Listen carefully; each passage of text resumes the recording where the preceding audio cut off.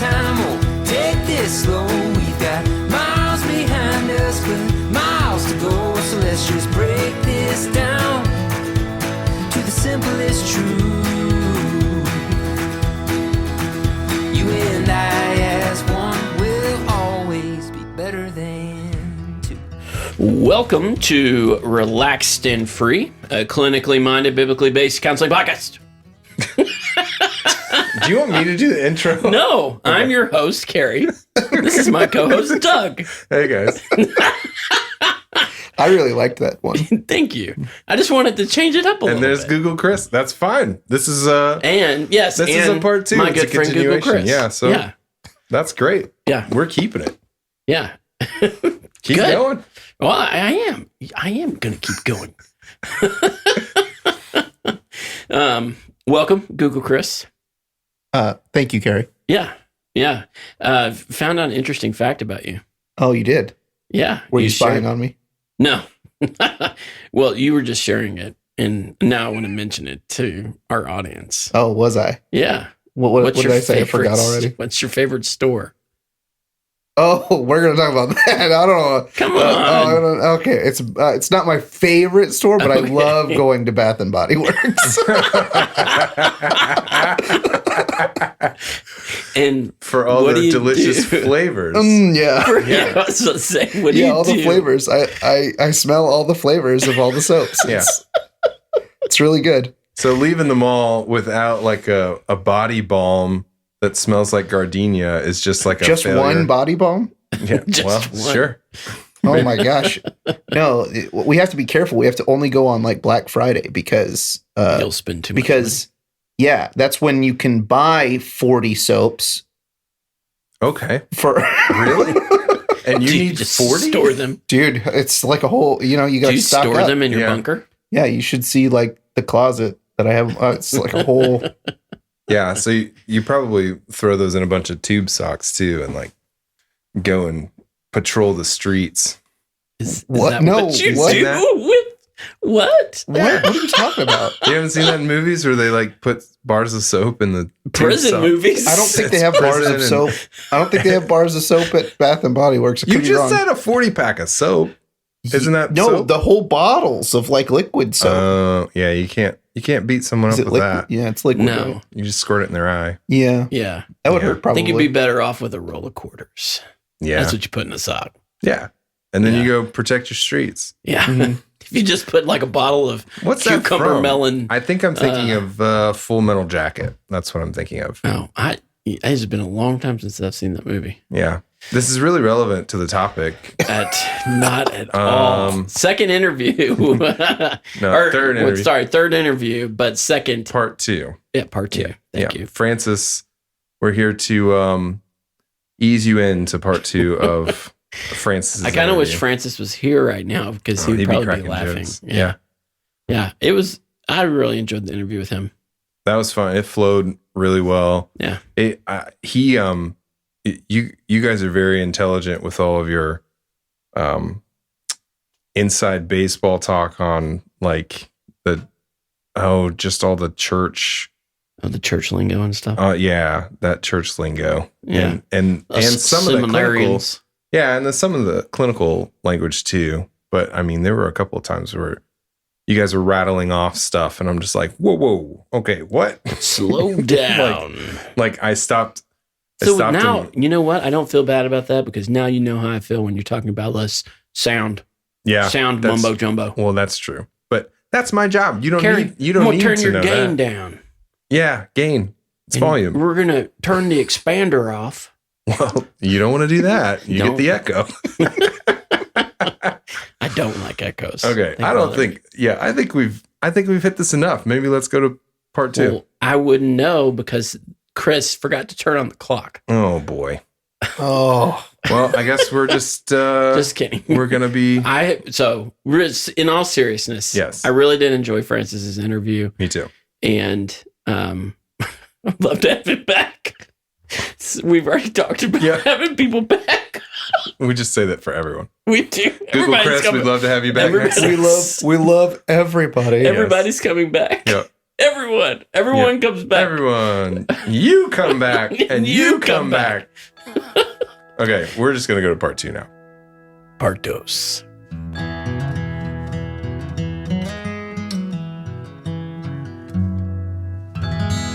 All right, so we're back. You were about to explain to us how you got into ministry. You were in there for 30,000 years. Yeah. Are we recording? We're recording. Okay, cool. Yeah. So why don't you jump to that spot? Okay, so I'm in high school. I come to faith, and I just, for me, coming to faith was like when someone told me that guy was your father, because growing up seeking that, and the Lord provided for me coaches and people that spoke into my life, and it was my senior year of high school, and this guy who was an evangelist at our church said, "Hey, you ever thought about being in the ministry?" I'm like, "Not really," But then I started thinking about it. I'd received a football scholarship, and so I was gonna play football there at Central Missouri State University, and I had this plan. I was gonna marry Shanna, and we were gonna go to school together.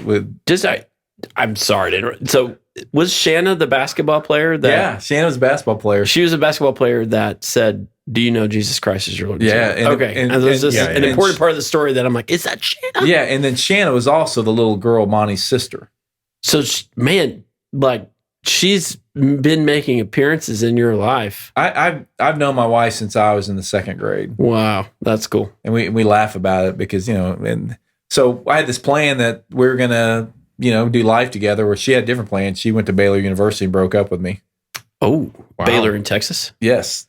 Wow. Yeah. Sick 'em Bears. So she went to Baylor. And so I continued to play football.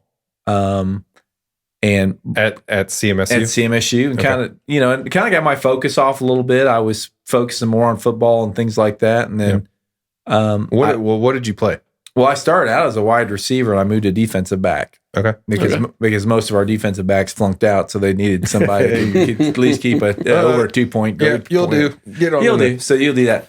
So funny. It's not funny, but it was the last day of 2-a-days in practice, and if any of y'all play football, 2-a-days aren't fun. No. Yeah. And I broke my arm. I don't know why I said that like I played football, but I heard. Yeah. Well, I broke my arm.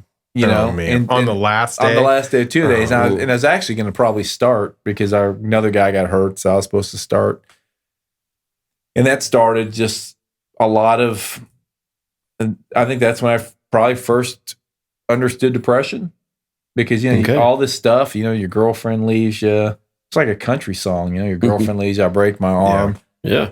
Well, and the hormones are still... Yeah, I think I was. Leave it up to Doug. I was like inform us on the biological. The aspect. scientist. Well, you can't divorce that from that period of time.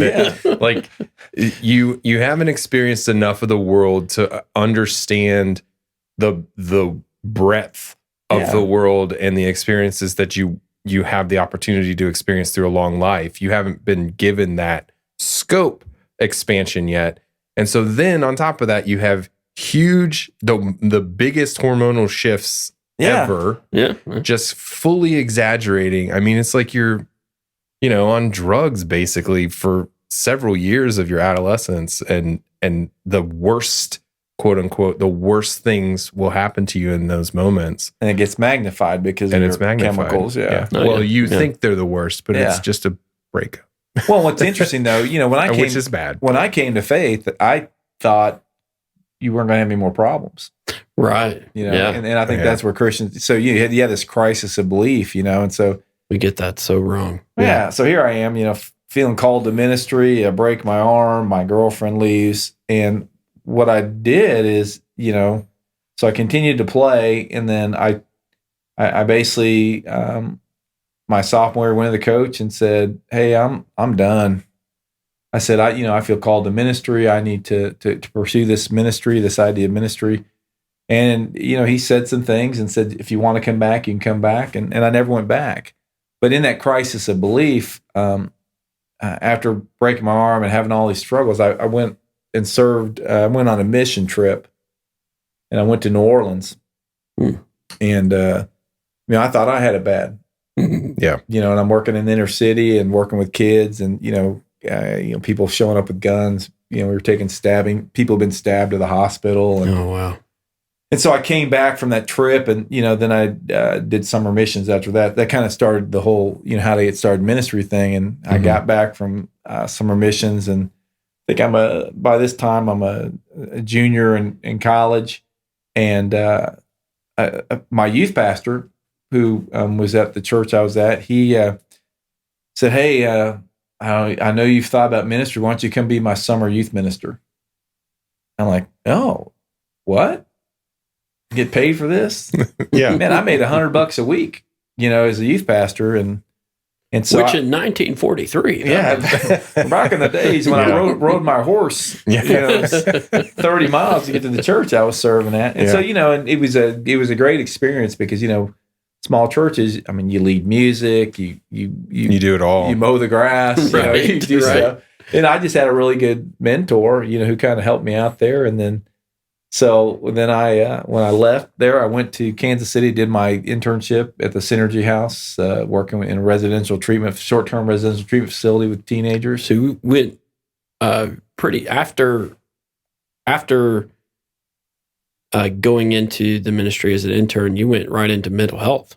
Yeah, so I had to finish my degree. So I had to leave my position at the church to go do an internship. To finish your social work degree, yes, in the mental health field. Yes, and so when I finished that, the same pastor who was at that church went to a different church. He said, "Hey, why don't you be my summer youth pastor?" And so I did it again. I went and served with him again to get that experience in a small church. And then I'll never forget. I packed up my Chevy Chevette. My mom told me I was wasting my life by going into ministry. I said, "Mom, this is what I got to do." And so I drove off to seminary. I got there, and I thought I made the biggest mistake in my life. Louisville was in a heat wave. I had no air conditioning. I had to go buy a fan. I'd never bought a fan before. And so, what seminary is this? This is in Louisville, Southern Seminary. Southern, okay. Yeah, and that's where I kind of got. While I was in seminary, I worked at a psychiatric hospital, worked at adolescent psych, and had some great influences. Dr. Wayne Oates, I don't know if you remember Wayne Oates, wrote a lot. He's kind of the father of modern pastoral care. Okay. And, so it was. And he was your boss. Well, he was one of my professors. He was one of your professors at seminary. Okay. Yeah. And so a lot of seminary students, we worked in the psych hospital. Really? Yeah. And I used to tell people the difference between people, church people and people in psych hospital. It depends on the insurance, And so, because as you know, a lot of one of the things I learned from Dr. Oates was this: that sometimes a spiritual problem is a deep psychological problem. Oh yeah.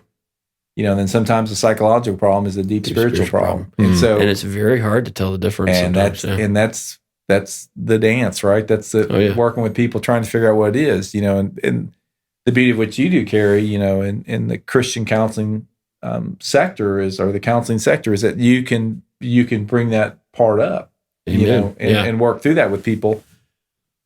And so, doing all that seminary stuff and getting trained, and I worked adolescent psych for about 2.5, 3 years, and then one night my Shanna called me. We weren't even dating, and she's still at Baylor. Still at Baylor. They'd experienced a crisis. She was on a mission trip, and their caravan was hit by a drunk driver. And so some of the campus pastors were killed and some students were killed.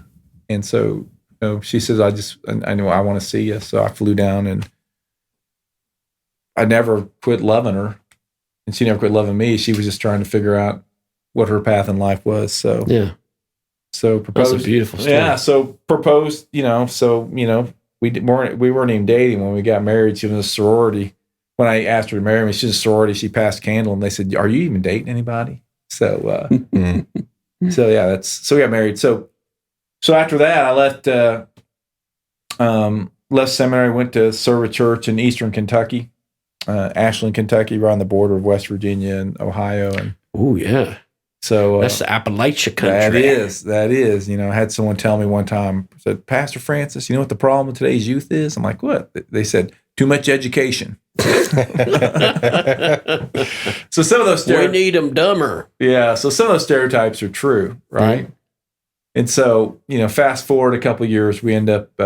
Did you ever read Hillbilly Elegy? Yes, I did. Events? Yeah, I did. I love that book. Yeah, it's good book. No comment, but I don't know what happened to him, but yeah. So we had done ministry. I was a children's youth minister. Then I went to another church in Missouri, and then I ended up in Sedalia, which was a great experience for 11 years. And one night I was coming back from a pretty tragic event. We had a mom and her son, two folks that we had, they'd come to faith and then been baptized, and she was killed in a car wreck, and the boy was in a different hospital. And so I was trying to make those visits and stuff. I think our church I was a student pastor. We didn't have a pastor at the time. And Shanna called and said, "Hey, your mom needs you to come by. She's really upset." I said, "I don't want to go over there." She said, "Well, Mom's crying. You need to go over there." So I went over there, and my mom is in her living room, and she is telling me a friend of hers had died of cancer, and she's talking about how Buddhism had failed her. All the, she'd worked so hard because it's all about works, and it's about different levels of moving up until you reach enlightenment, right? And so Nirvana. Buddhism is all about the works. Okay, yeah, and so you come back at certain things, and it's like a hamster wheel. You're always going. Sure. You never know. Well, the idea of what is the karma? The idea of karma, which has definitely seeped into American society in a lot of different ways. Yeah. It originates in Buddhism. Yeah, Paul says we reap what we sow, but that's a different aspect. So my mom's telling me how Buddhism failed me, and she starts using words like, "Why do you and Shanna have so much peace?" I'm like, and I was like kind of sheepish. I'm like, "Do you really want to know?" So, do you want to know? Because I said, "Mom, I know this has been a contentious," and she says, "I want to know." And so I walked through the Roman road with her. Okay. I'll never forget when she prayed to receive Christ, and when she uttered the word, "Lord, I'm a sinner," and she just wept. Yeah. How long was that process? I assume that wasn't like an afternoon type of a. What was that night? One conversation. It was that conversation. It was one conversation, really. Yeah. Okay. She was really looking for peace. Yeah. She was. And that was, even at her end of her life, she wasn't afraid to die. That's great. And so, but it was so that's kind of, she comes to faith, and then. What year is that, Francis? Oh, it's probably the early 2000s at some point. So I think it was like 20-something years from the time I came to faith that she came to faith. Okay. So maybe around 2003. And I never forget, I baptized her and one of my daughters, on the same Sunday. Oh, man. So pretty special great. time for my family. Yeah. And so, yeah, but that's kind of, so, I went from, from Orangeburg, to Kentucky, back to Missouri, and so my life verse has always been Philippians 1:6. When Paul, talking about the partnership that he has with the church of Philippi, says, for I'm confident this very thing, that he began a good work and you will complete in the time of Christ Jesus. Mm-hmm. And so for me, that's something true to my life, that God's not done working on me. And then also allows me to show grace to people, because we're not all in the same place. Right. And so you learn the fruit of the Spirit to be patient, to understand what long suffering is all about, that it's a process. Yeah. And so that's kind of how I've lived out the ministry stuff. But, it took me a while to get to where I'm at. Yeah. And I'm not done. Just a comma. Yeah, just a comma. Yeah. Yeah. That's a beautiful story, man. And in the 18 years it took for the Lord to bring you that initial peace, right? Mm-hmm. And then the journey along the way through anger. Yeah. And through hurt and through pain. And then 20 years after that, Mom comes to know the Lord and receives a piece of her own. Yeah, and it doesn't mean you have peace, but it doesn't mean you're not going to have problems. Right. Yeah. And so, and I think that's where so many young believers get frustrated. We remember 1 John 9, right? Mm-hmm. And then we forget Galatians 6. We remember it's like, well, if we confess our sins and we're saved. Yeah. And then we think, oh, that's it. Yeah. I just had to confess. And then we forget Galatians 6 that God's not going to be mocked. Nope. Like our grace is not, the grace that we receive is not the end of our trouble. No. I kind of like what James says, James 1:12, blessed is the man who endureth trial and temptation, for when he is tested, and makes it through, he shall receive the crown of life, which the Lord has promised him. Mm. The fact is that we're going to, Jesus said, in this world, you're going to have trouble, but I've come to give you peace, a peace that the world can't give. Amen. And peace in the Bible doesn't mean absence of conflict. Or hardship, yeah. Yeah, and so that's why, what we're doing in the helping field is trying to help people understand that peace doesn't mean that everything just goes away. You just learn how to deal with it and cope with it. Amen. And it's part of your story. It's part of your testimony, because then, like I said, you're not the one going through it. And, and what Paul says, that we can comfort people with the comfort that we've been given. Yeah. That the fact that I grew up fatherless and struggled with all that stuff gave me an opening to kids who were fatherless, mm-hmm. Or people who were struggling, single moms, hey, you can make it. I used to always tell single moms, man, I tell you what, you're some of my favorite people because I know how hard it is. Yeah. Don't give up. The kid's mouthy now, but doesn't mean the story's over, right? So, yeah.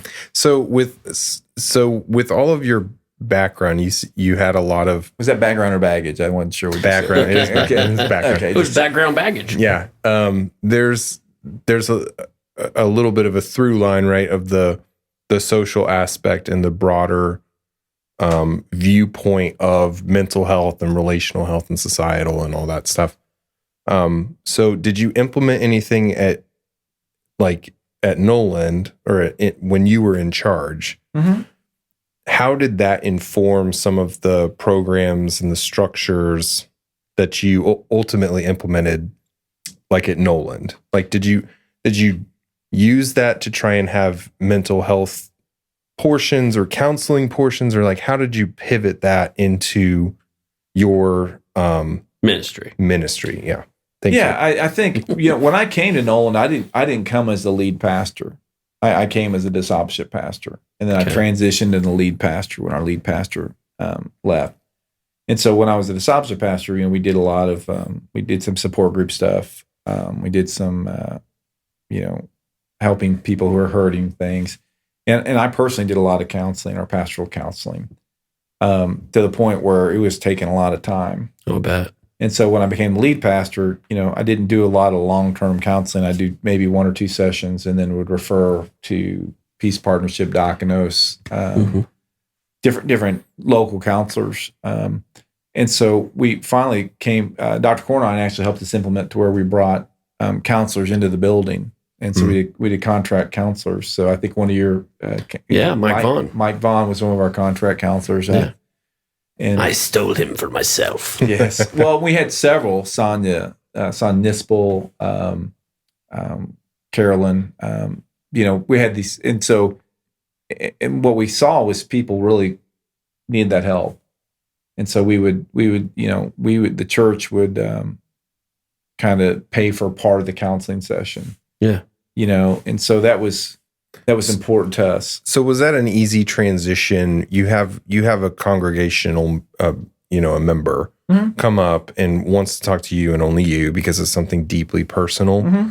And then you're like, okay, I can talk to you like for 1 hour, but then this is obviously outside of my range here. We're going to refer you out to this. Were they willing to transition to an outside third party? Because I would imagine that would be difficult for me. That's and what's really hard is it doesn't sound like it was out of your range. It sounds like it was in your wheelhouse. As a senior pastor, I you've got so much going on. I couldn't prepare messages. No, not at all. Because you'd be counseling 24/7. Yeah, and so part of it, Doug, a lot of times when people say that they really need to talk to you, they just need to talk to you once. Okay. You know, and it's just figuring out what's going on. Because, I used to tell the guys all the time, it's not a crisis unless we make it a crisis. So how we respond to people is going to really help how people work through things. It's kind of like the mirror neurons, right? When the kid gets injured and they have to look at they have to look at mom or dad to see how they. Why are you shaking your head, Chris? Google Chris is shaking his head. You've never heard of Doug's mirror neurons? taking us down a. So mirror. It's science again. Yep. That is actually a counseling term. You're welcome. I think it's a counseling term that counselors stole from scientists. Well, potentially, yes. Well, what I do want to ask you with your mental health background and this beautiful combination of having your bachelor's degree in social work, and I can just tell from talking to you being a talented counselor in and of yourself as a pastor.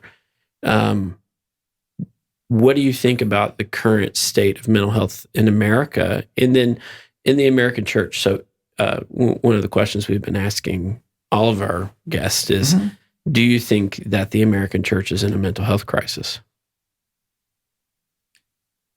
I think as long as there's people in church, you're going to have a mental health crisis.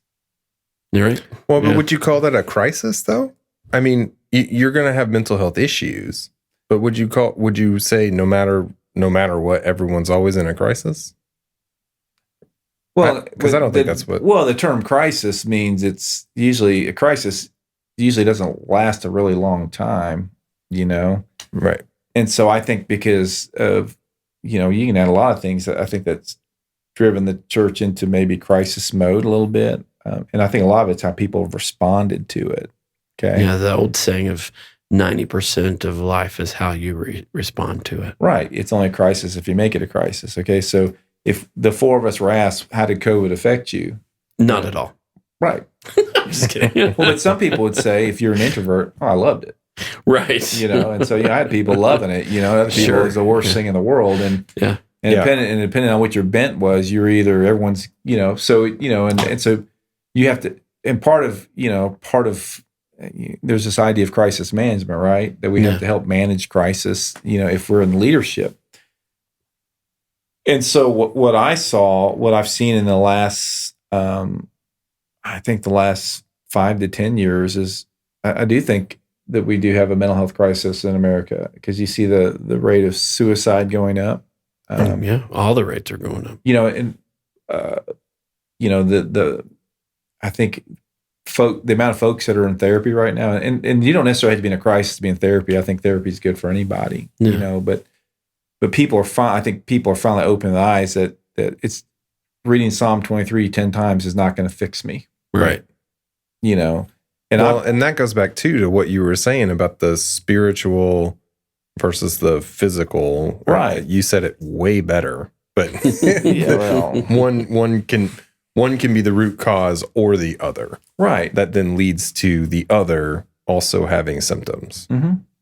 And so for some folks, some folks are perpetually in crisis because that's their personality. Right. Yeah. Well, or they've learned to be that way. Or they've learned to be that way. They don't know how to handle happiness. I know some people like that. Or order. And from a pastoral perspective, some people, honestly, they just need to be prayed with. Mm-hmm.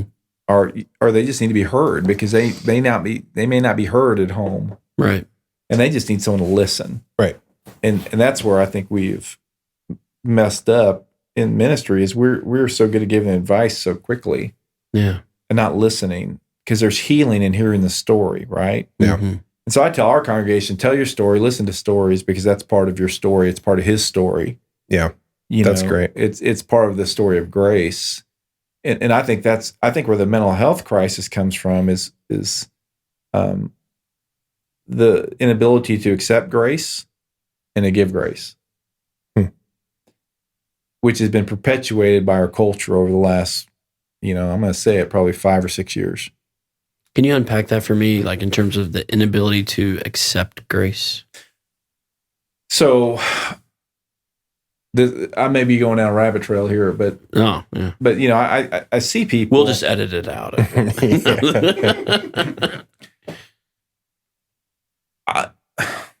I don't do I say this without being, I don't want to be disrespectful towards theological bents or anything like that, but yes, we are broken and fallen. We are all this and stuff like that, but you're also sanctified. You're in the process of sanctification. Yeah.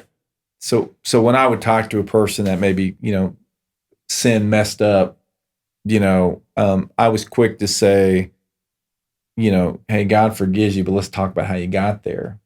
Okay? Yeah. A lot of times the response is shame. How dare you do this? Right.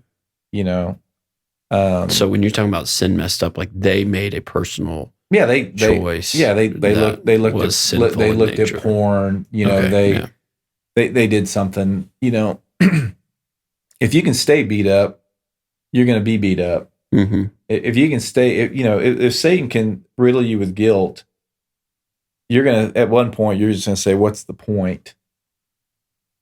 And you're going to just continue living in that sin versus I'm going to walk with you and I'm going to listen to you.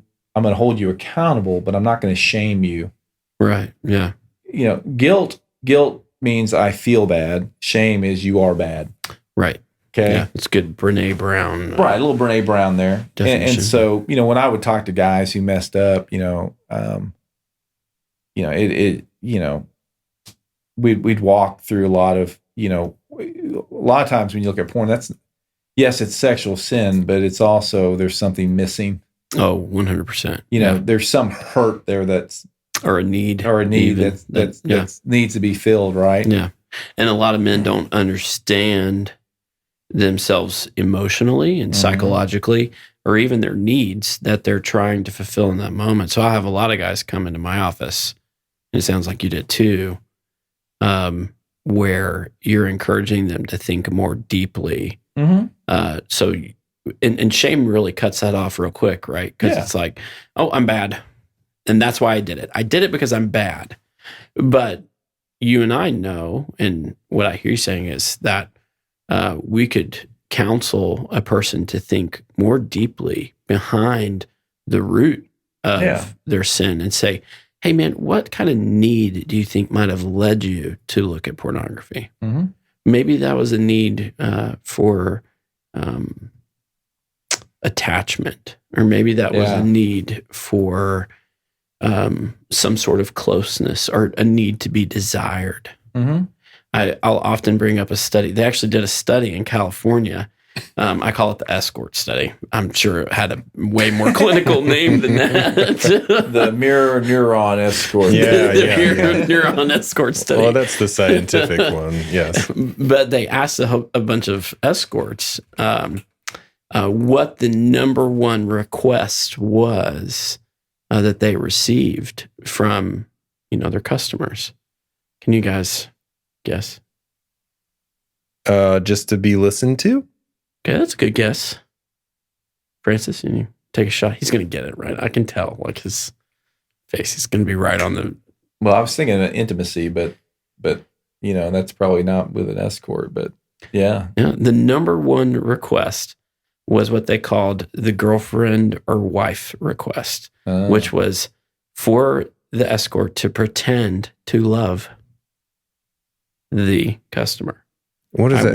I want you to pretend like you're my wife. Oh. Or I want you to pretend like you're my girlfriend and pretend that you love me. Yeah. Can you believe that? Well, I remember, not to bring Dr. Cornine back in here, but when he used to talk about that kind of stuff, usually was because a person was lacking in significance. Mm-hmm. So plug the book, Search for Significance is a great book to read by it's on my shelf out there. Yeah. That's one I always what was it? Search for Significance. Mm-hmm. Search for Significance. Okay. By McGee. When he talks about the performance trap or the shame guilt trap. Yep.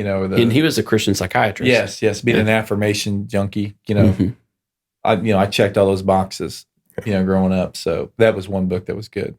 Oh, yeah. Hey, Francis, will you just move that microphone like 2 inches to the right? Every time you talk to him, we lose you.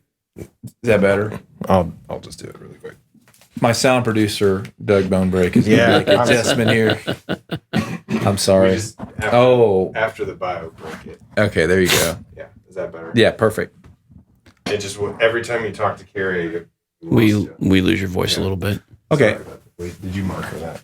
I did. Thanks. You're welcome. Okay. So that being said, shame doesn't get you very far, right? To say, I'm just bad. That's why I do these things. If you really do have a desire to be free from the sin that ensnares us all. Yeah, so easily entangles us, yeah. Yeah. To look deeply and to say, like, really, what's underneath all of this? Yeah. Yeah. So we talked about this previously, but we kind of for Christians who are in a congregation who have a pastor, right? We talked about how the members, their first inclination may be, like, if something is going on that they know is off, would be to go to a pastor and talk to them about it first. Correct. Right? And this is what we talked about with Misty. Yeah.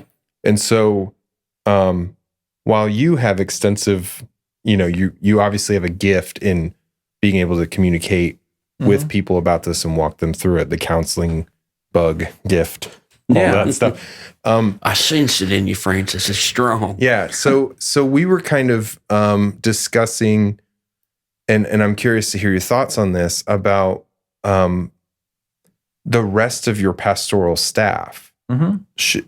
Is there a failing of the church of not providing that base level type counseling education to your full pastoral staff, anyone that those people may be going to, right, as your first line of defense, so that those people are able to handle, the first round of talks, and if it needs to go further, they have the education to be able to handle the first round, and B, they have the education to know when they need to punt that person to a third party.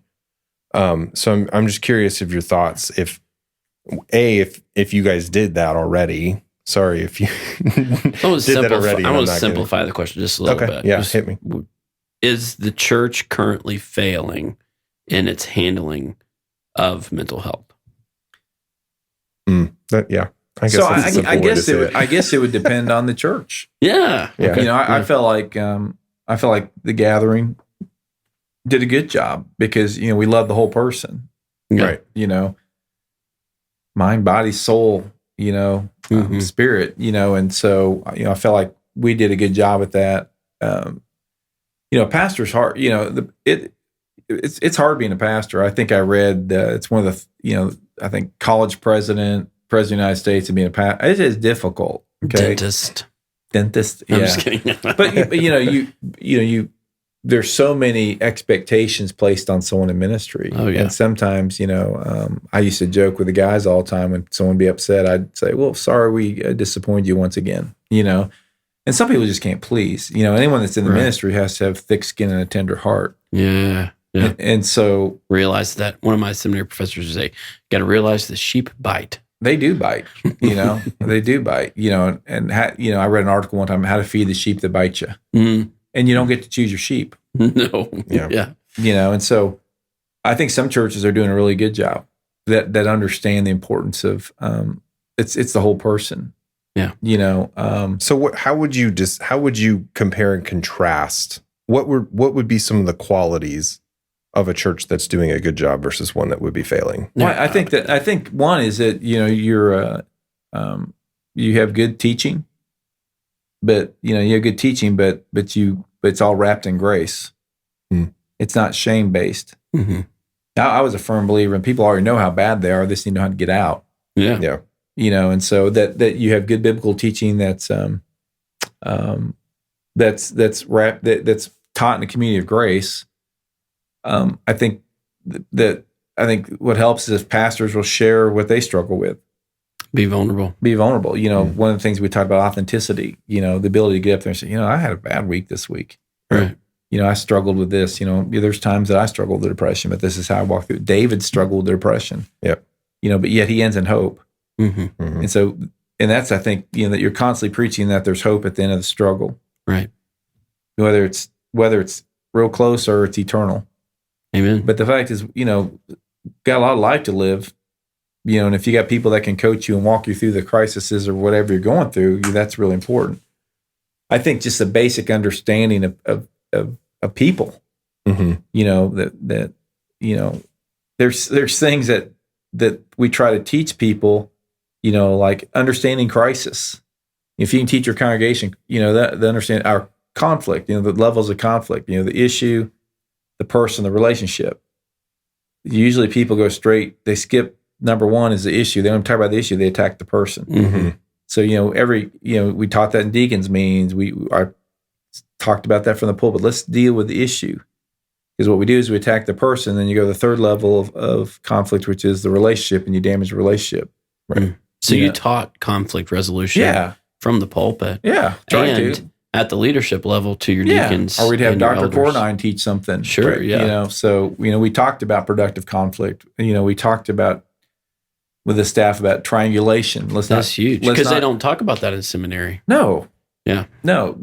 And I understand, when I went to seminary, I got a good balanced education because I took counseling, pastoral care and human crisis, family counseling, and my other stuff. You can be great at theology, but terrible at theopraxy, the practice of your theology, right? Right. Mm-hmm. Yeah.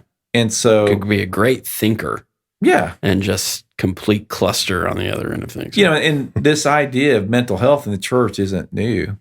I mean, look at, Lloyd Martin Jones, wrote that book on spiritual depression. Mm-hmm. Charles Spurgeon talks about his depression. Mm-hmm. Look at the Bible. Right. David says, my tears have been my food day and night. My bones are aching and breaking, but he ends in hope, right? Mm-hmm. And so as a pastor or a person that's in the healing profession, we want to lead people towards hope. It's the best medicine. Right. Point them towards Jesus. Yeah. So I think other things that churches can do is to recognize your limitations as a pastor. Yep. That's good. Recognize your limitations as a pastor, that I don't have time to do 40 hours of counseling. Right. So create some sort of counseling program. And there's several churches in town that are doing a bang up job with the counseling thing. Yeah, they really are. And I think that's pretty cool. So I think that's fantastic. Something that I want to get your opinion on this, Francis, before we close out, but something that I've noticed throughout my conversations with people about this topic is that the more experience and the more years someone has under their belt, the less prone they are to say where we are right now in the American church is in crisis. Mm-hmm. The more, in fact, so the more years they have, the more it's like, well, I think we're actually, it is what it is, or we actually were doing better than we were doing in the 70s or 80s. Yeah, I would agree with that, but I would also say I think we're in a society now that shares. Mm-hmm. Back in the 70s, no one talked about depression, and pastors were never depressed, right? No. Not publicly. Not publicly, right? Right. And so I think yes, I think the reason there's a mental health crisis, I think people are just struggling. Mm-hmm. And I think because people are trying to find hope in other things besides Jesus. Yeah. And I agree with that. And here's the deal. God's in control, right? We don't burn bridges, and we're not the ones going through this. Mm. And, I think the best thing a pastor can do is to know their limitations, to do no harm. Right. Yeah. Not just for doctors. Right. Because sometimes, we in ministry say some stupid things. Oh yeah. We we don't realize it, but it's so cliche, right? Mm-hmm. We know the pat answers to things. And so we're going to say them, well, how are you doing? Well, how do you think I'm doing? Yeah. And so sometimes the best thing a pastor can do for someone is just to shut up and listen. Yeah. I think that goes for, pastors, and I'd put counselors into that too. I think there's a lot of people that think to themselves, well, shouldn't counselors be good at that? And I'm like, well, not this one. I know there's several times that I have, had foot and mouth syndrome and been like, oh man, I should have just listened. Well, you know, we got to get real Rogerian, you know. Yeah. I mean, I think that Carl Rogers. goes to all people, though, like friendships and relationships. We need to, you know, be quick to listen and not speak. And that's all over all sorts of writings and everything, right? But there was a study at some point. It's in James. The study was? Well, quick to listen. Got it. Slow to speak. Right. Cary. No, the study was that they analyzed people having a conversation and discussing like a personal topic. And I'm just going to paraphrase it, but basically they said, when they asked them, when did they feel the most heard? And when did they feel like they had the most, you know, productive conversation? And it was basically when that person was able to talk, they felt the most heard, even if like that person didn't hear any of it, right? Even if there was no conversation, they felt heard just by being able to talk at them in a way. And that's kind of a human thing, I think, is that a lot of times we're processing our own thoughts and emotions, and you guys will be able to talk more counselory about that. But it's a great policy to listen first and get that through. I think to me, the idea of providing the framework for your staff, you know, through the grace to listen, but also to know, hey, here, we're going to provide you resources when this is out of your depths, is great. And from what I've seen, a lot of the church failing people from the mental health perspective has been that they don't have those frameworks set up.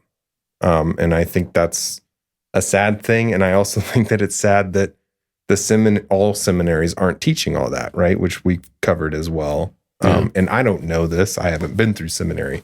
But from what I can tell, your curriculum was not normal, right? Did you choose those usually we would, courses? Yeah, we would find stuff that we felt like electives, right? Yeah. Okay. Yeah. And then at Dallas Seminary, all pastoral track students were required to take a counseling course. Oh, okay. Just the intro to counseling, and I think they could take more if they wanted to. Sure. Yeah, and there's different types of counseling. You know, right. I'm a big firm believer in the integration of what your podcast is about. Yeah. Right. You know, one last thought here, you know, is that when you go into the perspective, this is where grace comes in, that hurt people do hurtful things. And to understand that they may be coming at you or dealing with things that they've never dealt with before, but it comes out in a way because they're hurt. Yeah. You know, and then one of the things that, once again, learned from Dr. Cornine is you can't let hurt people or sick people make you sick. So the importance of setting, you know, one of the best things you can do as a pastor is set a boundary. That's right. You know, and that's what we're talking about. Yes. Yeah. I will talk to you, you know, so I had some certain things that I had boundaries, you know, I'll do 3 sessions with you, or if you immediately knew that it was something, you know, because there's some pretty, you know, when you talk about the improvement in, you know, psych meds, you know, mental health meds, you know, some people, they have an imbalance, and, you know, and I'm not a psychiatrist. Yeah. And so you have, you know, for the young pastor, if they, you know, listen to this, is, man, refer. But you can walk alongside them and say, how's it going in counseling? Yeah. You know, how are your meds doing? You know, you're still their pastor. That's right. That's still your sheep. Right. But, you know, they need some meds. That's potentially. Right. But because we don't fix anybody. Yeah. Right. You know, we just try to facilitate healing and healthiness. Yeah. Man, we should get some coffee mugs. That is my favorite phrase. Lindsay, I think, said it the first time. Hurt people. And that is just, I've used that for several friends and just random times, because when you get that, like when you comprehend it and get it, like it puts a lot of things in perspective. Well, then it allows you to ask the question, what's going on with you? Mhm. Yeah. How can I empathize with Yeah. you? Yeah. Well, Because- that's a whole nother topic. You know, if people are interested, you know, look at Brene Brown's stuff on empathy. Mhm. Oh, yeah. You know, because She's done a lot of good research. you know what we like to do is we like to tell our story first before we listen to the story. Mm-hmm. So we got to listen to the story. Francis, it's been a pleasure having you on, man. Well, thanks for having me. Well, hey, are you going to ask your question? My favorite question? Yeah. I think it's we've time. got time. I think it's time. Good time. Francis, what is your favorite movie? I didn't get to ask Misty. Yeah, we forgot. We'll call her up. Well, I've got 3 that I like, 3 Okay. go-to movies. All right. So, number 1, Forrest Gump. that's Run, good. Forrest. Number 2, Shawshank Redemption. Oh, yeah. Nice. Classic. 90s. You got a 90s theme. Here we go. And number 3, A River Runs Through It. Dude, Oh, that's definitely, all of those movies are in my top 10. I don't think I've ever seen that last one. What? What? Oh, you need Is that to the see one that. with It's Brad Pitt and wolves? Robert Redford also. Are there wolves in it? Or a horse? No. No, that's- You're thinking. I know what you're thinking. I don't know what I'm thinking. You're of. thinking Man from Snowy Mountain. Oh no! Oh no! You're thinking of. I'm thinking Fight Legends Club. of the Fall. He's thinking Yes. Legends of the Fall. Oh, that is what I'm thinking of. Yeah. Yeah. Yeah. Well, Yeah. Okay. River Runs That's Through. It good. came out in the same time frame. I'm yeah. sure. Yeah. One of my Is it favorite lines is Fight Club? Yeah. Yeah. There's no animals in Fight Club. No. First rule of Fight Just Club. soap. There are no rules of Fight Club. Just soap. Sorry. Yeah. Okay. What you were about to say? Something was your favorite about A River Runs Through It? Or is it? It's just a good movie. It's a great story. It's a great story. Story of 2 brothers, Yeah. pastors, Pastor kids. Yeah. Oh. Yeah. Yeah. Oh, That's dude, if you haven't probably seen why River I Runs haven't Through seen it. It's great. That's Yeah. probably why. I don't Yeah. want to see that Christian propaganda. Well, I don't know about taking it to that. Oh man, I'm just Oh, joking. you're- Okay, you're terrible. Carrie, cut me off. You're good. You're done. You're good. You're done. That's it. Give me your drinks. Yeah, that Diet Dr. Pepper's running. That's funny. All right, man. Well, thank you so much for coming on. Well, Francis. I appreciate And, it. Thanks for having me. If we have another season, I'd love to have you back. I think if you're up for it, if you had fun. Yeah, I did. No pressure though. Did you have fun? No, I'm just Oh, I kidding. had lots of fun. Tell us right now. Here's your survey. Yeah. This is going to launch the spinoff. Yeah. yeah, that's right. Yeah. Is there anything you want to promote or plug, or just talk about? Give a public service announcement or anything? Well, I think it's not for anything for me, but if you're listening to this, you're only as sick as your secrets. Oh, I like that. And so talk about it. Talk to someone. Talk to somebody. And The importance of confession. that's right. That's right. Or and it's okay. Because you're not the only one going through it. Yeah. And I heard this a long time ago. God never wastes a hurt. Mhm. It's just part of your story, and allow God to continue working in your life in the good times, the hard times, the times you don't think you're going to make it. He's still there with you. One of the verses that was so important to me early in faith was, your mother and your father may forsake you, but your Lord, your God will never leave you. That's money right there. Yeah. So, Well, thanks a lot. Well, thanks for having me, great. guys. Great Yeah. talk. All right. Well, join us next time for our next episode. And we'd love to have you guys send us any questions or prayer requests or just a word of encouragement. Ask me anything at relaxedandfree.com. Until then, rejoice in hope, endure in suffering, and persist in prayer. Much love.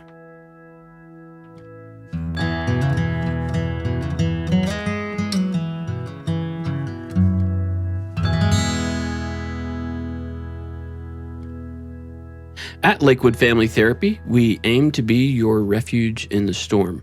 We're professional Christian counselors whose sole purpose is to bring healing to your family and hope for the future. If you'd like a free 15-minute phone consultation with one of our professional counselors, you can call or text 816-663-9751 or head on over to our website, lwfamilytherapy.com. We'd love to hear from you. Lakewood Family Therapy, where faith, family, and future is our number one priority.